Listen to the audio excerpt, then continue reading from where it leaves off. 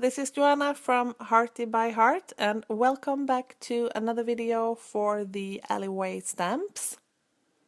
And today I'm using a learning curve, and I'm also using a sentiment from More Than Words. And I'm starting out with a grey cardstock, and I'm using my embossing buddy first to remove any static, because I'm going to do some embossing. So I'm mounting my crayon on my Fiskars stamp press.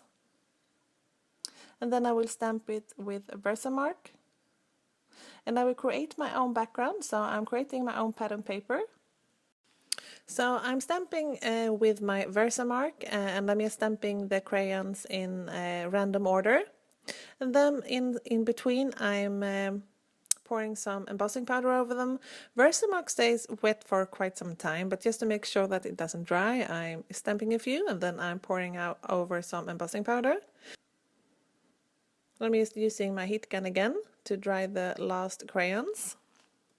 And I will use my Prisma color pencils today to color.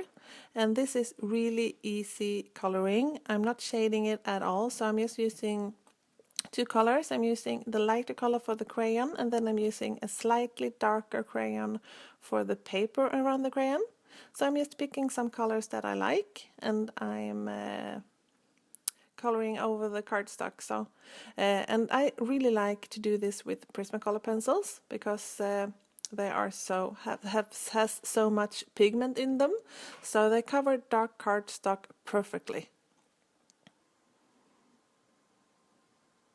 And I'm using a new makeup brush just to remove, because when you are coloring with Prisma colors, there are some pigment dust. So I'm just using that to brush off the dust, so I don't rub it into the cardstock.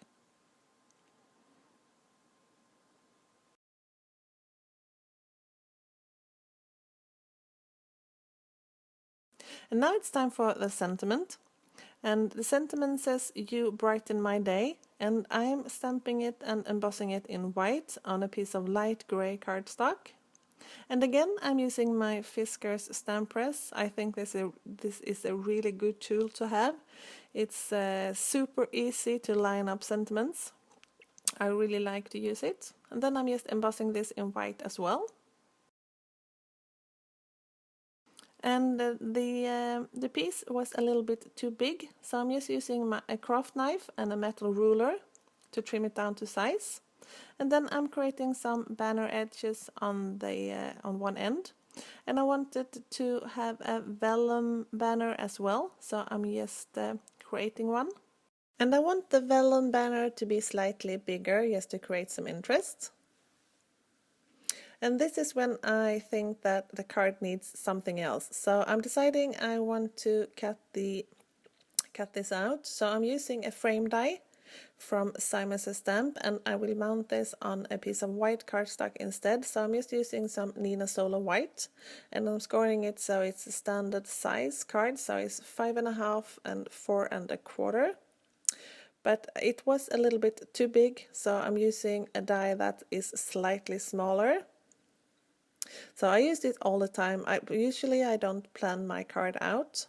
I just have an idea and then I start creating it and I'm filming it. So this is why I die cut this piece twice, because this was a little bit too big the first time.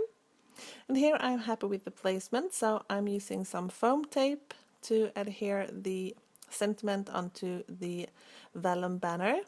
And then I just cut the excess off.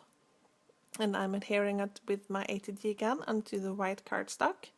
And if you are interested in any of the supplies that I used in this video, they are listed over at my blog, and you can find that address in the YouTube description down below.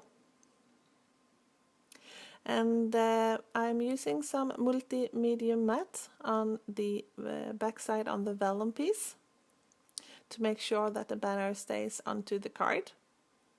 And this was the card for me today. I hope that you liked it and that you got inspired, and I hope to see you soon. Take care. Bye.